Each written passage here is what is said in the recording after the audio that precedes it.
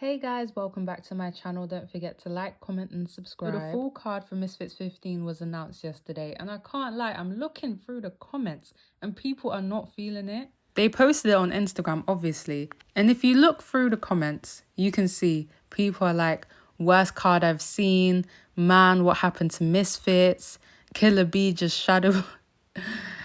Her opponent obviously pulled out. Good card, someone's like, you on drugs. I'm sorry, but am I missing something? I don't mind this card. Yes, it's not the best card. Like, guys, we're not going to get the prime card every single time. Like, that is just not going to happen. But I think this is a good card. Like, I'm looking forward to Elle Brooke versus Paige. I'm looking forward to Lil Cray Cray versus Yadi Gang. I'm even looking forward to one of the fights on the kickoffs with Elena versus Loza. Like, I'm actually looking forward to that. And even seeing OJ Rose again, like, I think this is a good card. Like, I think people just set their expectations to the prime card all the time. And it's like, that's so unrealistic. We're not always going to get cards like that.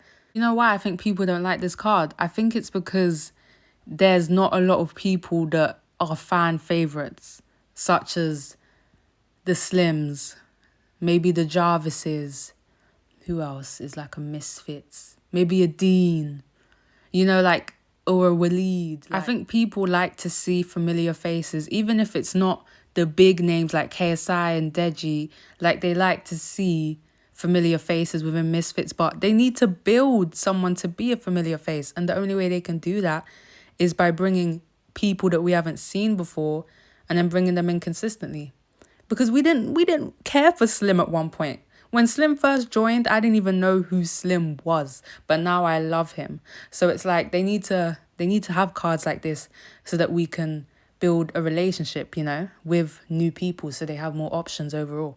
There was a space that happened last night that Mams Taylor did on Misfits Boxing, and Salt Papy was on there. His opponent, I can't say his name properly, but he was on there too, and they were like having kind of like a heated back and forth, more on his opponent's side. Like, his opponent was kind of coming with a bit more vim, and I can't lie, I watched some of his press conferences and the fights that he's had in the past. Like, he can be quite aggressive in his press conferences. Like, he's fighting people. During this whole promo phase of their fight, I can tell he's going to be the type to try and get a rise out of Salt Papy. And we know Salt Papy, he's not really like that. Like, you can't get a rise out of him. He always stays cool, calm and collected. Like, you're not going to get a rise out of him, but Ferrari definitely going to try and bring it out of him. So it will be interesting to see how the promo progresses before they fight. Salt Papy, are you scared a little bit?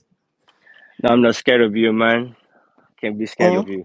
You will start. Never. In the real life. Papy and Elle were in the space. They came in and they were going off on one another. You're so weird, bro. Just fuck off. I'm weird. Look how you look in the ring. Huh? I don't know how anyone subscribes to you. Weirdo. Okay. Like, what do you want me to say to that? Wow. You're so creative. Fucking insults. Get over your fucking self. You're so far up your own ass. I hope you get knocked out with the first punch. Well, you are, though, aren't you? I hope you're shitting yourself against Julie. Huh? Actually, the funniest thing is Julie shitting herself against me. Threatening to pull. There's all going on behind the scenes. So That's what they all say. That's what they all say. So, moving on to Jake Paul and Mike Tyson. Rules have been confirmed. Michael Benson tweeted this: officially sanctioned professional fight. Result will go on official records. Knockouts are allowed. 8 by 2 minute rounds. 14-ounce gloves. No headgear. Leon Wills replied to this tweet saying, so they're using the female format then? And Mams was like, yes, but with 14-ounce gloves.